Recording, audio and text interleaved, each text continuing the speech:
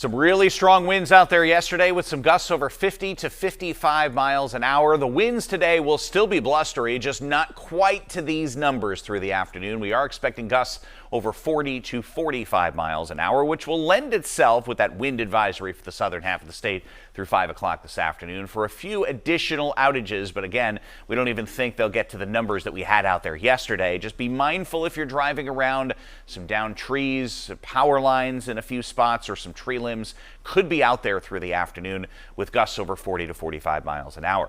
What we've also seen is some much colder air build in on that gusty westerly wind yesterday, and that means wind chills are starting the day sub-zero statewide. We will be seeing those climb to the lower single digits above zero through the day. Here's a look at Futurecast and those winds, which again do ramp up through the morning and will be gustiest during the early to mid afternoons before starting to come down this evening. It will still be breezy overnight and into the day on Wednesday, but we will not be seeing the numbers that we even have out there today for the day tomorrow, with winds gusting over 20 miles an hour. Here's a look at your wind chills. And again, if you're going to be outdoors, this is what you want to dress for through the day today. Wind chills in the teens below zero up north, even with the warming of the day, while southern areas of the state with sunshine will climb into the lower single digits. We drop back sub-zero later on tonight and eventually get back to more reasonable levels tomorrow afternoon and continuing going forward. You will notice the temperature climb. It is gradual, but it is palpable by the time we get toward the weekend, with high temperatures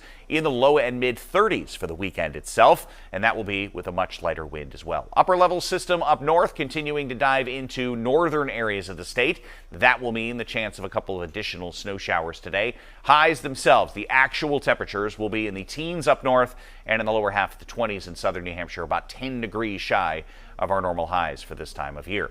Snow shower activity will continue up north. The gusty winds into this evening start to subside, and then tomorrow still breezy, but again, not as much wind as what we'll have out there this afternoon. From there, we'll be looking for a system to pass to our south on Thursday. All maps have this well to our south, but an upper level system may be enough to kick off a few flurries or snow showers Thursday afternoon or Thursday night. Then as that moves away, some pretty good timing heading into the weekend. There'll be a couple of cold fronts moving across the northern tier of the United States. These will not have a lot of moisture with them. There may be a passing snow shower or flurry at any point this weekend, but otherwise partial sunshine and a moderating trend that does continue. Single digits up north, teens to lower 20s elsewhere. Still some more gusts today over 40 to 45 miles an hour. There are your actual temperatures for overnight lows tonight, but again, we're below zero for the wind chills. Tomorrow, we come up above that and still continue to climb going forward in the 7-day forecast, near the averages by the weekend.